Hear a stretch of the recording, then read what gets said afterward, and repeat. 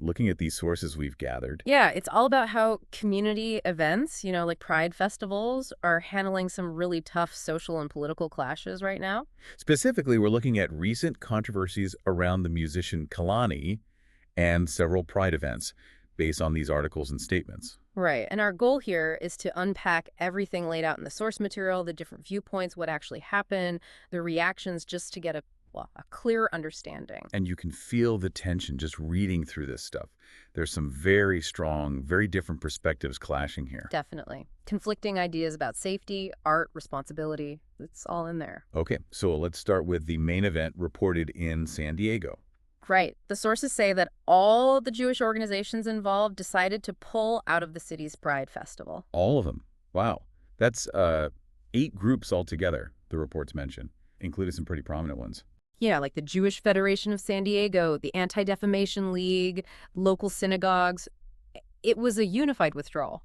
And the reason they gave, according to the sources. It boiled down to serious safety concerns. Specifically, they linked it to the decision by San Diego Pride to keep Kehlani as a headliner. Ah, okay. So the concerns were directly tied to the performer. Exactly.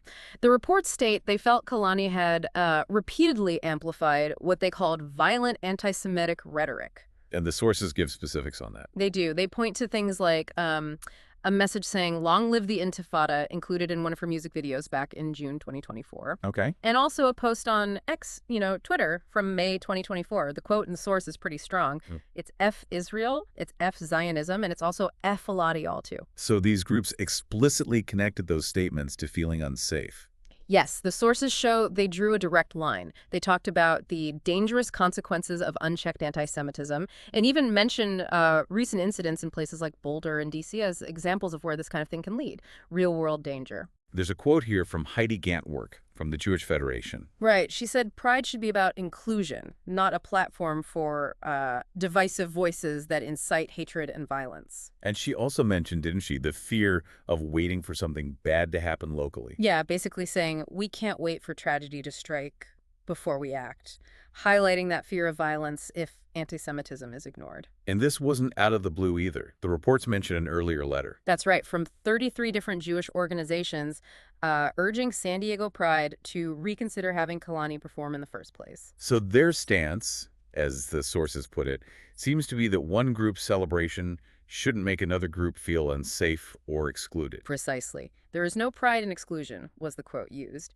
If any marginalized group feels unsafe, it affects everyone. Okay, so that's the perspective of the groups that withdrew, very focused on safety and the impact of the performer's rhetoric. Now, let's look at the response from the San Diego Pride Board, as it's laid out in these reports. Right, so their statement, it acknowledged the Jewish community's decision. They said they respected it. Yeah, respected the decision, but also expressed hope, that others would still come out to show solidarity for the queer community itself. But the key point from Pride's side seems to be this distinction they made. Exactly. The sources emphasize this. San Diego Pride stated they do not endorse or adopt the political positions of any individual performer. They framed it more around artistic integrity. Yes, and free expression.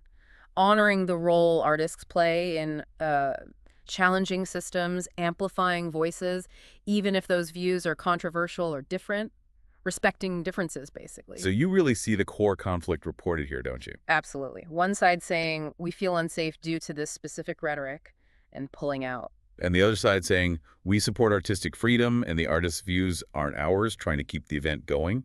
It's a fundamental disagreement on priorities, really. And what's interesting looking through the sources is that San Diego wasn't an isolated incident. This seems to be part of a pattern. Yeah, these reports mention other cancellations and issues involving Kehlani around the same time. Like at Cornell University back in April 25. Right, the sources say she was disinvited from a concert there after pro-Israel students protested. And then New York City Pride in May 25. A performance was canceled there too.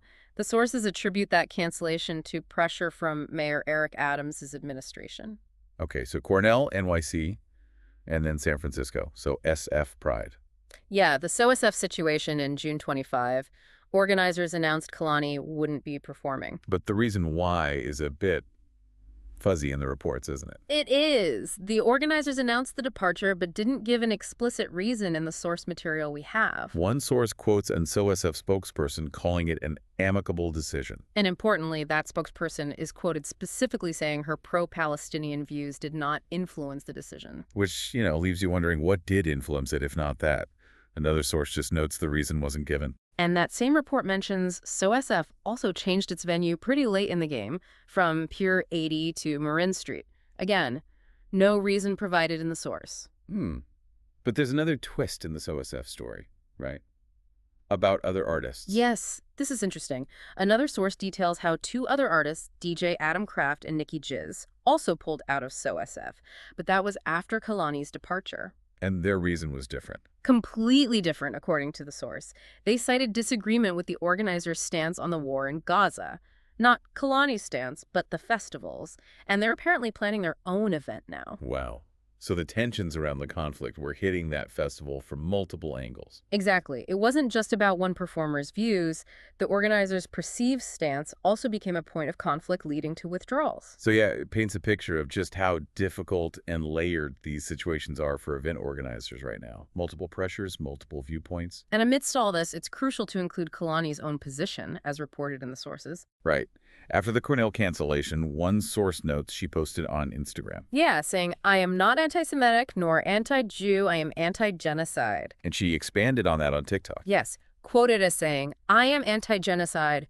I am anti the extermination of an entire people, the bombing of innocent children, men, women. That's what I'm anti." So her framing, based on these quotes, is that her stance is against perceived atrocities, not against a people or religion. That's how she presents it in the statements cited. The sources also give a little context. Her being from Oakland, attended the School for the Arts there. Okay, so let's try to synthesize this a bit. What the sources seem to lay out is this clash.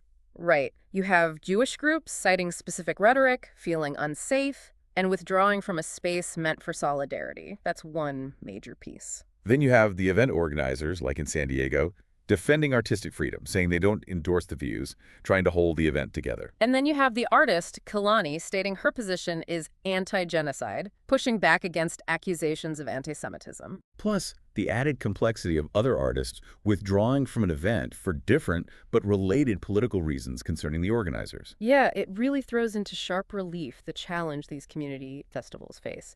They want to be inclusive, celebratory. But how do you manage that when you've got these deeply polarizing global issues, controversial art, and very real fears about safety all converging in one space? Exactly. Messages that feel like essential advocacy or free expression to some feel genuinely threatening or harmful to others. How do organizers navigate that?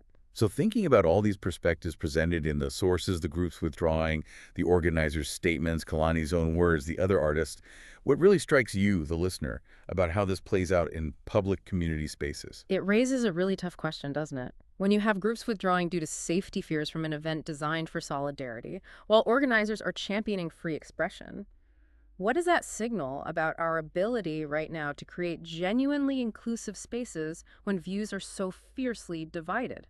Something to think about. Nothing like the Bay Area compass, story after story, entertaining videos, legs and rough fire, they kicking it for shows. So sit back and enjoy yourself and like the video.